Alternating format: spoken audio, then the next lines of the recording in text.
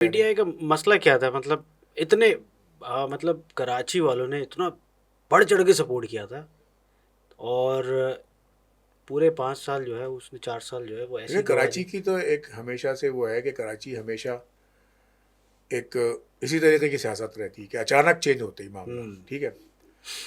MQM के 30-35 साल के बाद लोगों ने देख लिया, आपने आपने खुद देख लिया एमकेएम का क्या हाल हुआ है।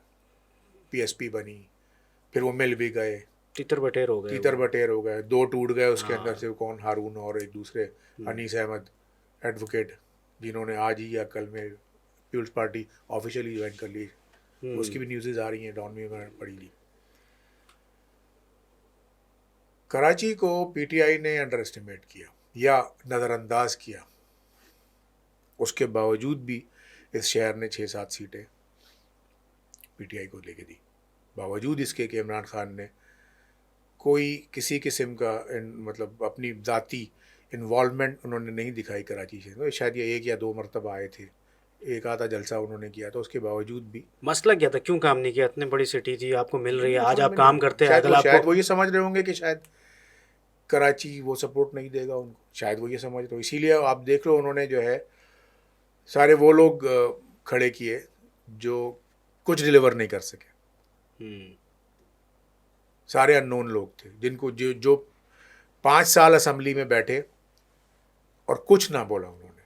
कराची की रिप्रेजेंटेशन में एमएनए और एमपीएस जो थे, बड़े बड़े ना, आप आलमगीर खान, कोई एक तकरीर अगर आपने सुनी हो, नहीं सुनी, वो बेचारा पूरे 4 साल अपनी जेब से ढक्कन वो लगाते रहे जेब बस, से क्योंकि ढक्कन वो लगाता रह गया। क्योंकि वो एक ही बात मीडिया चैनल पे कर रहा होता, तो मेरे पास इख्तियार नहीं है, मेरे पास फंड्स नहीं है।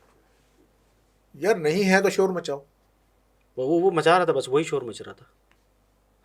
लेकिन अगर आप देखिए, ये एक बिल्कुल डिफरेंट बॉल गेम होता है सियासत सियासत हाँ। में आना। आप एक इसके लिए एक अलग गट्स, एक अलग एबिलिटी चाहिए होती है। आपके पास एक अच्छा स्पोक्स पर्सन था आमिर लियाकत, गो के उसका माजी भी ऐसे ही था, हम्म। मतलब कि वो बेचारा मरूम हो गए, लेकिन वो एक अच्छा स्पोक्स पर्सन था, उसको यूज़ करते। अब मैं मिसाल दूं कि हम लोग, हमारे गुलशन मेमार में से जो एक एमपीए साहब थे, उनका नाम था रबिस्तान महसूद, पीटीआई के। पीटीआई के थे। हम्म। उनको उन्हीं लोगों ने वोट दिए जो कि 2007-8 से लेके 11-12 तक एएनपी और एमकेएम के चक्कर में एक दूसरे से लड़ते रहे। इमरान खान की वजह से उन्हीं लोगों ने उस महसूद को वोट दे करके जिताया, इसी उम्मीद के ऊपर कि शायद कोई तब्दीली आएगी। हम्म। लेकिन वो बेचारा जो कर सकता था वो किया उसने। वो हाजिरी लगाता था, रोज़ जा कर के बैठता था असम्बली में, लेकिन आवाज़ नहीं उठा सका वो। तो आवाज़ उठाने वाले लोग चाहिए। उसको आते ही नहीं था ना, उसको बेसिकली आता ही नहीं आवाज़ था। कैसे उठाई जाती है। आवाज़ उठाई उठाई कैसे जाती है? हम्म। तो अगर मेहनत की गई होती, अच्छे लोग थे पीटीआई के साथ, देखे जो नज़रियाती लोग थे वो तो सब छोड़ गए। हम्म। जस्टिस फजीउद्दीन अहमद थे, एक नईम नईम नईम उल हक साहब जो इंतकाल कर गए मरूम, एक वो थे पुराने, और एक मेरा ख्याल है ये जो डॉक्टर अलवी हैं वो सदर बना करके, उनको ममनून हुसैन बना दिया, वो भी हाँ, खामोश हैं। वो भी खामोश। तो इनको मेहनत करने की ज़रूरत है। आप, कराची एक बहुत बड़ी मार्केट है सियासत की। मैं बताऊँ आपको, पीटीआई का मसला क्या था हम्म, कराची के हवाले से। जो मैं समझता हूँ ना कि जो जितने भी इलेक्टेड लोग आए थे ना, वो नॉन अप्रोचेबल थे पहले से ही।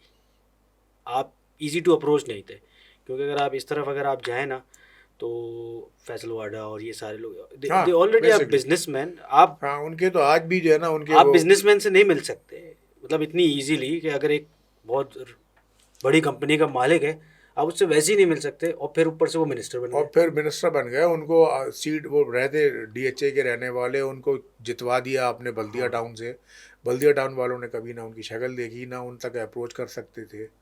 वो वैसे, मैं एक बात कर रहा हूँ कि एक आप एक और नॉर्मल बिजनेसमैन को वैसे ही नहीं अप्रोच कर सकते, ऊपर से हम्म, फिर वो मिनिस्टर बन गया, तो आप पहुंच ही नहीं सकते उस तक, क्योंकि उसकी हैबिट नहीं है आपसे मिलने की। हम्म, आपकी सही कह रहे एक हैं आप। छोटे आदमी से मिलने की उसकी हैबिट ही नहीं है, क्योंकि उसको पता है छोटा आदमी आएगा मुझसे मांगने के लिए, और थोड़ा सा लोग रिजर्व रहते हैं इस चीज़ से, जो कि फैक्ट है। जी हाँ। ठीक है ना?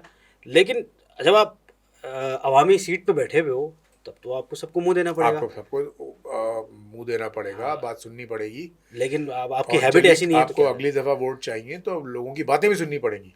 एग्जैक्टली। अब आपको याद होगा फैसल वाडा साहब का एक शौक था, वो अपने हार्ले डेविडसन में बैठते थे और निकलते थे अकेले हाँ। अकेले, और पीछे जो है पुलिस की कॉन्वाय चल रही होती थी उनकी। तो यार उनके वो शौक डिफरेंट थे, उनकी बॉडी लैंग्वेज डिफरेंट थी। आप लोगों ने अंदाज़ा कर लिया कि यार इन तक एक्सेस भी, और थोड़े से मुश्किल वो है। रूड भी सुना है कि काफ़ी थे, लोगों से बात सही तरीके से नहीं करते थे। वल्लाह आलम। तो पीटीआई को या किसी भी जमात को, देखिए कराची की का वोटर जो है ना बहुत बाशऊर है। हम्म। वो जो कुछ भी करता है अपने या तो शऊर से करता है, या आप उसको दीवार से लगा देते हैं तब करता है।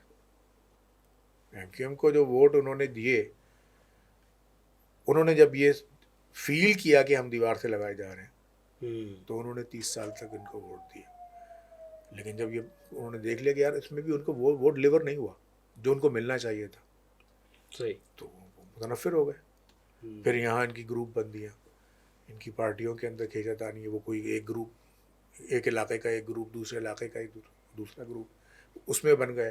फिर एक पीएसपी बन गई तीसरी। तो फिर उन्होंने जो है पीटीआई को लेकिन ट्राई अब तो किया। सब एक अब पेज पे तो आ गए आ गए दोबारा ना, से। लेकिन आप क्या समझते हैं कि अब दोबारा से वही वो हासिल कर लेगी? नहीं, वो तो खैर इलेक्शन बताएंगे, लेकिन मेरे पॉइंट मैं ऑफ नहीं व्यू से तो समझता नहीं, कि, अब तो नहीं लगता कि नहीं नहीं, अब अब मैं इतना नहीं आसान समझता नहीं कि है। इतना आसान नहीं है उनके लिए। कम बैक बहुत इज़ बड़ी वेरी तादाद डिफिकल्ट। अभी भी जो है वो नज़रियाती है, वो नहीं देगी, लेकिन इनको नहीं देगी।